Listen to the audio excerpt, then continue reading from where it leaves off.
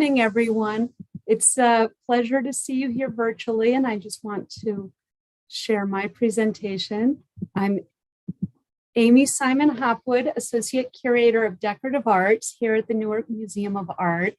And while we wish we could welcome you in person, it's a pleasure to virtually see you here. And I'm delighted to present the annual Ballantine House Holiday Tour. Over the years, that holiday tour has focused on how the Ballantine family, who lived in the house from 1885 to 1919, might have celebrated in their home. And it also follows the course of how, over the course of the 19th century, the celebration of Christmas became something similar to what we know today, with the while there's still obviously a religious aspect to it, there was a growing secularization with celebrating in the home, as well as in the churches and places of worship, and bringing in elements that we know today, also combining German, Dutch, and British traditions. But as we see today, and even in the past, there are so many different ways for people to celebrate this holiday here in America and globally. And we also, in thinking about the holiday tour at the Ballantine House, want to think about all of the other winter holidays. We're in the midst of Hanukkah, Diwali was earlier this month, and there are many other holidays around the world. So we can think about all the different ways that people celebrate with family and friends and traditional foods to celebrate the winter months. So with that said, welcome virtually to the Ballantine House. And the Ballantine House is an exciting element to our collections because it is actually the largest object. The house itself is the largest object in the Decorative Arts collection, as well as all of the collections of the Newark Museum. And to orient you, on the left-hand photograph from 1891, the second house from the right is the Ballantine House. John Holm and Jeanette Boyd Ballantine hired architect George Edward Harney from New York City to design and build it. And so the family moved in 1885 with their 4 children, 2 teenage boys, a daughter about age 11, and their youngest son was about 9 when they moved into this 27-room mansion. The building to the right of it was not a tear down, but was renovated by John's brother, Robert. And so the brothers live next to each other. And that house on the right, or excuse me, on the left is the Marcus Ward house, going back to about the 1840s. And if you notice that that house is no longer next to the Ballantine house in the photo on the right, in 1926, the Ward home was torn down, and what we know as the main building, the 1926 building, was built for the Newark Museum of Art.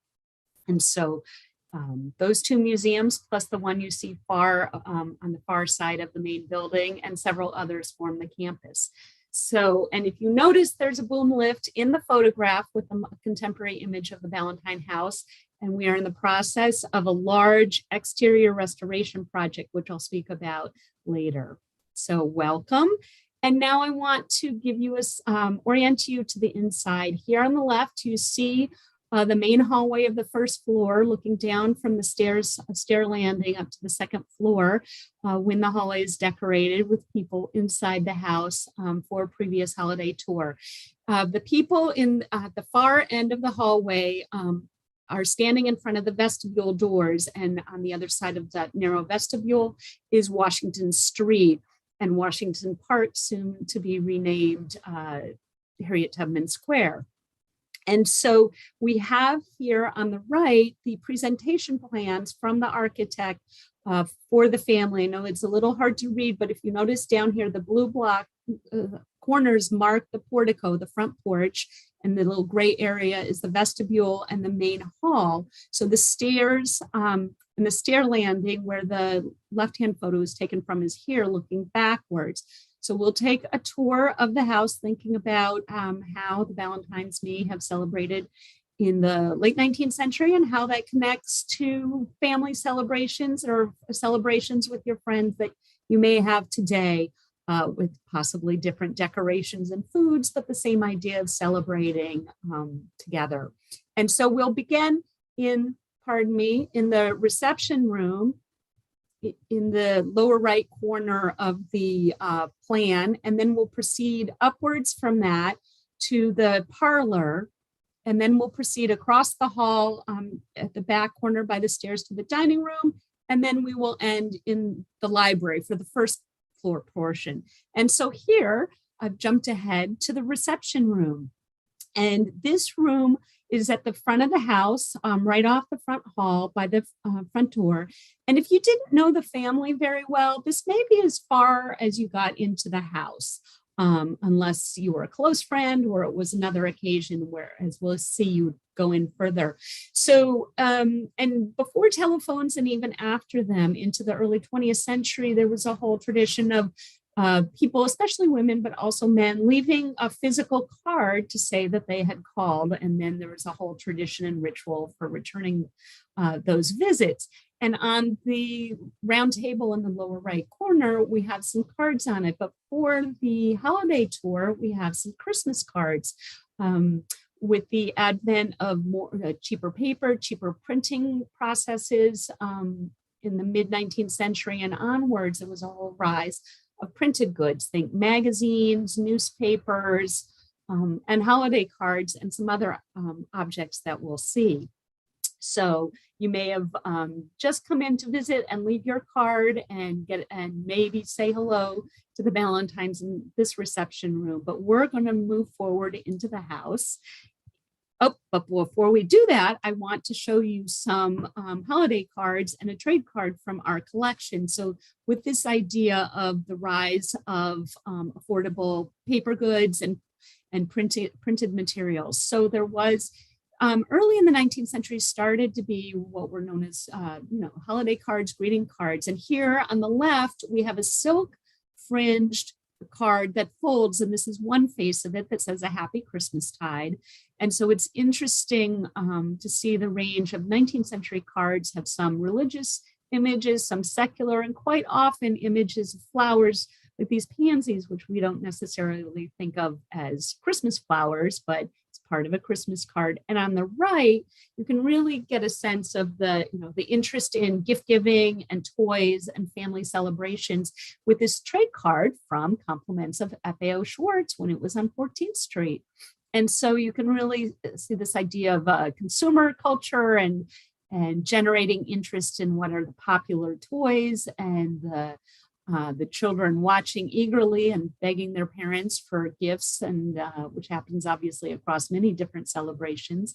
On the right, there's an allusion to the night before Christmas with the child sleeping and dreaming of all the toys, or maybe they are real toys.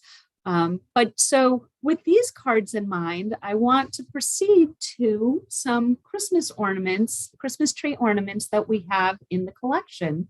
And these were made in the late 19th century, probably the 1880s. And so someone used stickers and some gold stars from schoolwork possibly, or for music lessons, but also they cut up old cards and made these ornaments to hang on the tree. And the rather crumpled looking cone on the left, you can't see it in the photo, but when you peer inside, it's the reverse side is of a trade card, like the F.A.O. Schwartz card. And so someone sat and had a do-it-yourself activity at home, like people do today. And the cone makes me think of some of the crumpled ornaments I still have in a box from my Brownie Scout days. So something that still happens today is taking something and recycling it, making it into something new. And here we have some also blown glass ornaments from the collection on the tree in the parlor. So we're moving further into the house. And I just wanted to give you a glimpse of these various blown glass ornaments, which were originally made in Germany, but very rapidly in the 19th century, American glass manufacturers made them to compete with them. And we still have glass ornaments today, as well as many others. And the Christmas tree itself was a German tradition. And Queen Victoria, when she married her beloved Prince Albert, he brought that tradition. And so it became very embedded in what we think of as English, American, and anywhere people celebrate Christmas around the world, this idea of a tree. And in the 19th century, the idea of lighting candles right on it, obviously in a historic house. We don't do that. And many people also are a little worried about the fires. So the electric ornaments that we have today help us be a little more safe.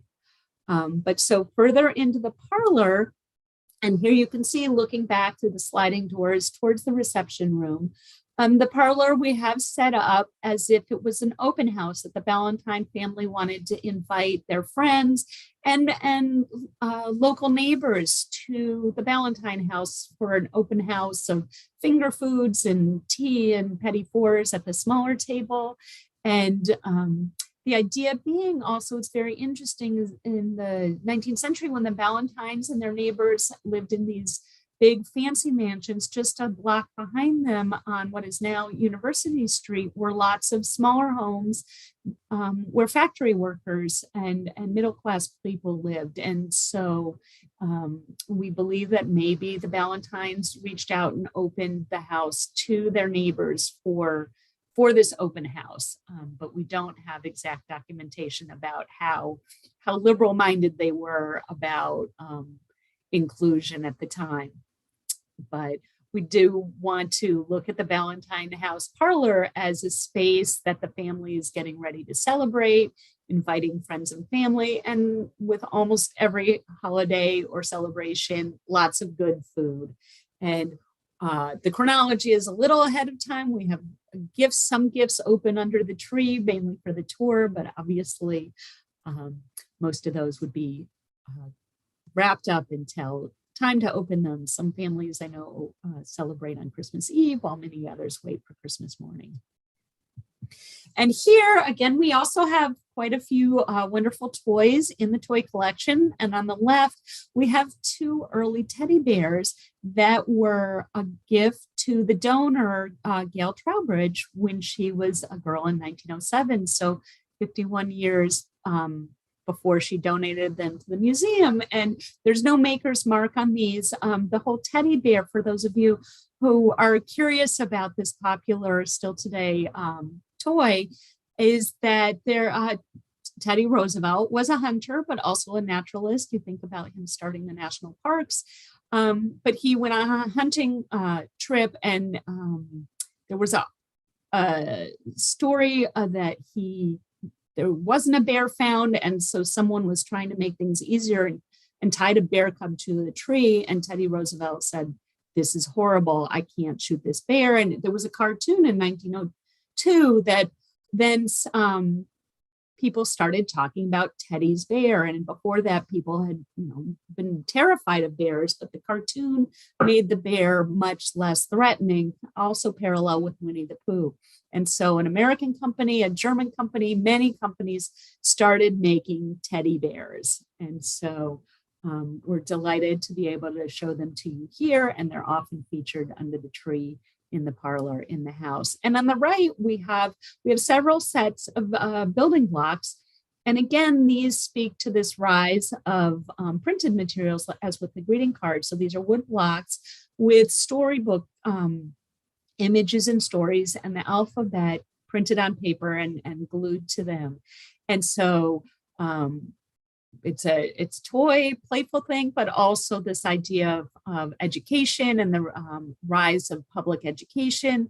Though you have to think about which children in which families would be able to afford blocks, which of those children would be working in the factories in Newark or across America. And so when I think about the stories behind the toys, also who would have them, who would have access to them, and who might not. And so we've had an open house. We've received a few guests in the reception room. People have admired the tree and maybe talked about making ornaments out of cards. And here we have the family Christmas Day dinner after the Ballantines attended church across the park. They would have returned home. And The table is all laid out for a holiday celebration. There are desserts waiting on the sideboard. And so the faux foods that we have here kind of speak to 19th century food, some of which are familiar today and some aren't as popular. And also it's interesting to think about all the range of foods that people serve for Christmas and winter holidays today. And so thinking about expanding the menu perhaps here at the Ballantine House, but there are oysters, which could have come straight from the Bayonne Marshes or Long Island or all along the waterways nearby. There is a plum pudding at the center of the table, again, speaking to the British tradition of that plum pudding. And then the celery in those cups on the table, while this would have been a little outdated by the late 19th century, these celery cups are from the 1840s. So you can think about antiques and heirloom objects that you may set out for special holidays, occasions. The cups would have been old fashioned at the time, but still through the 19th century, celery was a luxury item, a hothouse item. And so you would want to show off your celery in these ornamental molded glass cups. And here we have our wonderful Kirk and Jacobus sideboard from about the same time as the Ballantine House, laid out with some more faux foods, a turkey, a ham, and on the far right, you can see some 1880s and 1890s fashionably appropriate braised celery served flat on a plate. So the Ballantines are both looking backwards and being stylish in their food ways. But thinking about, these are all what we think of as traditional Christmas foods, but think about what you and your friends may serve based on everyone's backgrounds and food interests. So some things stay traditional and some things can be, continually reviving of new or making of new traditions. And here in the library, which is across the hall from the reception room, it's the other room right by the front of the door of the house. And this room, as we understand it, the Ballantines did not leave a long paper trail, no long journals, no diaries and letters. But we do, from our understanding, is that they used it more like a family living room, a family room, as we call it today, or just a family space, a communal space. Mr. Ballantine's desk is in the far right corner, which was new when the house was new. And so on some occasions, he may have sat there working in the corner. Mrs. Ballantine House has her desk on the second floor, so she does have her workspace as well. But here, the library is set out with the tradition of hanging stockings by the fire with care. But if you notice the wooden clogs down on the hearth to the left of the little table with the red tablecloth, they're Dutch wooden clogs with imitation carrots in the clogs. And this is a Dutch tradition, whereas American kids often leave out cookies and milk for Santa Claus, Dutch children often leave the carrots for Santa's reindeers. So just alluding to some of the dominant cultures who were here in New Jersey in the 18th and 19th century, but also recognizing that as an upper class Newark family, they probably would not have included many African-American or families of color, though we do believe there were some connections between the family. But we want to think about all of the different communities and traditions, and we're working towards thinking about ways of really alluding to many of those. But here you can also see on the left, and many of these foods are served by many different communities. But you can see some faux brandied pears and sugared cherries. So this is set up as if Christmas Eve, the Ballantines are ready. The guests have gone home and they're ready for Christmas morning. Though the children may have been a little bit old to be too excited. They may have wanted to sleep in more, except for the youngest. And here, as I said, we don't have a lot of images. We have a few images of the family, a few images of the house. Obviously, in the 19th century, flash photography was not really a thing. So there's some photos of the rooms, as you see here, without people in them. But we do have an early photograph of the only daughter was Alice. And when she married her husband, Henry Young, they moved to the third floor of the house. Her mother, the elder Mrs. Ballantine, suggested it, and had the means to build the room that you see on the right, what we know as the trustees' room today, which was built as a living room and library. There had only been bedrooms and a small study area and bathrooms on the third floor. So Alice and Henry Young lived on the third floor and went downstairs to have dinner with her mother, and then they had several children. And so here is their first son, born soon after the room was new. And you can see how they decorated their tree with the tinsel. Looks like some popcorn strings and some glass ornaments. It's hard to see if they made their own paper ornaments, but young Henry is sitting by a white, looks like a white poodle stuffed toy, all laid out to document it. So we don't know who it was, but it does look like perhaps a family member with a newfangled brownie camera, which would have been all the rage. And so you think about everyone taking photos with your phones now and posting them on Instagram or Facebook. It took a little longer, but the Youngs were doing the same thing. And so you can get a sense of how the house was used. And again, one of our few documentary images of it. And so I've moved rapidly through the tour, and I want to wrap up with talking about what's happening today, and then I'll stop sharing and allow a little time for questions in the Q&A. I know I've moved quickly through with a lot to talk about and ponder, but on the photograph on the left is was taken in 1886, shortly after the house was complete, and when the Ballantines moved in, and you can see that much of Washington Street was dirt. You think it was still horses and carriages in 1886. But you can see the house looks a lot like the house we know today. But if you notice that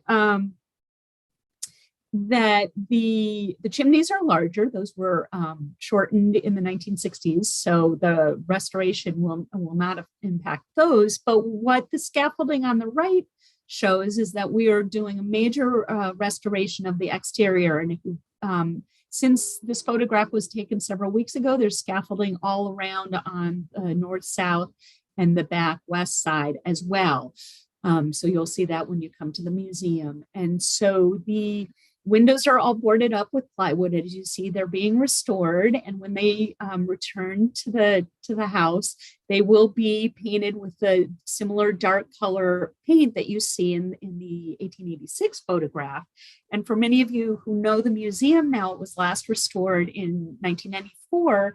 And even before that, the first time it was restored by the museum in 1976, when it first opened, the first floor first opened to the public in 1976. At that time, all of the stone work, which you can't see in the period photo in the black and white, but is a blue-gray sandstone, Wyoming gray sandstone. But in the 70s and 90s, it was patched and painted to match the limestone of the museum building. So for those of you who have spent much time seeing the outside of the museum, when it reopens, there will be some minor details, but the stonework will be in a much crisper, more original state. And that's my alarm telling me that it's a good time to wrap up. So we look forward to welcoming you back to the Ballantine House. It won't open to the public until April of 2023, even though the restoration will be complete in April of 2022. We're working on also conserving some of the interior and thinking about, as I mentioned, making the interpretation of the Ballantine House, building on everything we've talked about today and then some, but also working towards a more inclusive presentation of the Ballantine House and thinking how people in Newark and the area use homes past and present, as well as how the Ballantines did. And so I want to end with the back side of the card that we saw earlier. And here it says a bright new year. So we want to wish you happy holidays, whatever you celebrate, and best wishes for the new year. After the last several years, we all do really hope for a new year's and a good new year. So I hope you're all safe and you and yours are safe as well. And so I will stop sharing, but check for any questions in the Q&A, but I don't see any questions. So that is quite all right. I see some thank yous, and it's always a pleasure to speak to all of you, and I look forward to when we can do it again in person. So thank you, and thanks for your interest in the museum. And I see a good question. First of all, I do want to say, if you're interested in more programs by and about the Newark Museum of Art, do check our website. And we have virtual programs, and we're slowly returning to some limited public programs in person. Someone just said, will we see bedrooms? On this holiday tour? No, but we do have 2 bedrooms on view on the 2nd floor, as well as Mrs. Ballantine's boudoir that looks out over Washington Park and the future Harriet Tubman Square. And those rooms are available to view when the museum is open. And someone asked, when were utilities introduced? This is a great question, because the Ballantines, because I didn't mention earlier, they owned Ballantine Beer, which was in the late 19th century one of the largest breweries in the country. There were at least 4 or 5, if not 6, major brewers in Newark at the time. But Ballantine beer was famous across the country, and into the 60s, it was there was a home run at Yankee Stadium. There was a Ballantine Blast. So the Ballantine family had a lot of money, and they weren't necessarily flashy. This is quite an understated house, even though very large and very impressive. And they spent a lot of money on the woodwork, the interiors, and building it. And they were also, the house in 1886 had indoor plumbing, complete with bathrooms and bathtubs. They no longer exist because in 1920, the family sold it to an insurance company. And so the insurance company modernized their bathrooms or took them out. So someone asked, Mr. Ballantine was president of Ballantine Beer. And so there were utilities. It was heated with radiators and steam. But there were gas lights until about 1900, when electricity was put into the house. The Ballantines were of John Ballantine's father was Scottish, and John Ballantine's mother was of English Anglo ancestry. So there wasn't direct Dutch family in Dutch direct ancestry in the family, though because there were 3 Ballantine sons, each who had many children. So there were many descendants, and some married into New Jersey families of Dutch ancestry. And someone asked if the house ever suffered from a fire. Mrs. Ballantine was terrified of fire. Many of the rooms had fireplaces, but because they had radiator heating, they rarely, if ever, used it, which is fortunate. Use the fireplaces, which is fortunate for us because they're in pristine condition. So, and